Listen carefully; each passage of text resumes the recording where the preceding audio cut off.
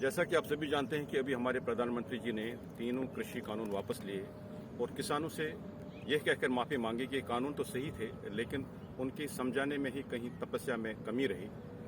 तो इसलिए वो ये तीनों कानून वापस लेते हैं। एक प्रधानमंत्री क्षमा प्रार्थी भी हुआ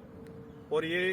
क्षमा प्रार्थी कोई देश का होना एक ऐसे व्यक्तित्व को दिखाता है कि वो कोई साधारण आत्मा नहीं है, बल्कि एक दिव्य शक्ति हो सकती है, एक दिव्य आत्मा ही हो सकती है।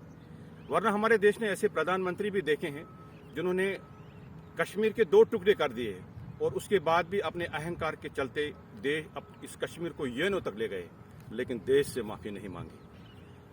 हमने ऐसे प्रधानमंत्री भी देखे इस देश ने कि 1962 में चाइना से जंग को अपनी ही फौज को झोंक दिया और हजारों सैनिक हमारे शहीद हो गए और उसके बाद 32,000 वर्ग किलोमीटर अक्साई चाइना को दे गए। और ये बात टाले ऐसे कि वहां तो एक घास का टुकड़ा भी नहीं उगता अपने अहंकार के होते, लेकिन देश से कभी माफी नहीं मांगी। हमने ऐसे प्रधानमंत्री भी देखे हैं जिन्होंने एक देश के तो 2 टुकड़े कर दिए और हजारों सैनिक अपने कब्जे में लिए, लेकिन कश्मीर का मुद्दा बिल्कुल जिंदा रखा अपनी खुदगर्जी के चलते। और नतीजा आज भी हमारे देश के बहुत सारे सैनिक हर साल शहीद होते हैं, कई माओं के बेटे खो जाते हैं, बहू बेटियों के सुहाग उड़ जाते हैं और ये लगभग तब से होता ही रहा है, लेकिन देश से कभी माफी नहीं मांगी। हमने ऐसे प्रधानमंत्री भी देखे हैं देश में जिन्होंने पूरे भारत को एक जेल में बंद कर दिया और ऐसे जुल्म की दास्तानें इमरजेंसी लगा के लिखी गई जिसका कोई सानिया भी नहीं है, लेकिन देश से कभी माफी नहीं मांगी। हमने ऐसे भी प्रधानमंत्री इस देश में देखे हैं जिन्होंने अपनी दोस्ती के खातिर एक प्रांत में एक ऐसे नौटंकी मुख्यमंत्री को इलेक्शन रिग करके बिठा दिया कि वहां का जो अमन का गहवारा था उसको आग के हवाले कर दिया। नतीजा लाखों लोग वहां से घर से बेघर हो गए, कत्ल गारत हो गए, बहु बेटियों की अस्मतें लुट गई, आंखें नम हो गए,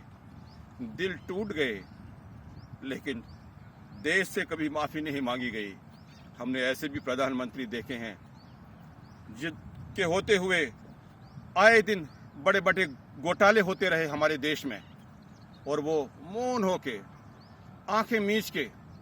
जैसे कुछ हुआ ही नहीं अपना शासन करते रहे, लेकिन देश से कभी माफी नहीं मांगी। हमने ऐसे प्रधानमंत्री भी देखे हैं जिनके होते हुए ऐसे स्टेटमेंट आ गए कि भारत की प्रकृति का सबसे पहला हक एक विशेष समुदाय का है और इस तरह से हवा, पानी और जंगल में भी नफरत के बीज बोने का प्रयास किया गया, लेकिन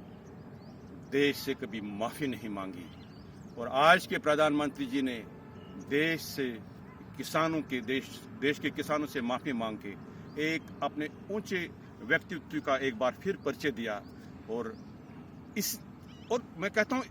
यूं इसीलिए तो इनका लोहा पूरा विश्व मानता है और आज पूरा विश्व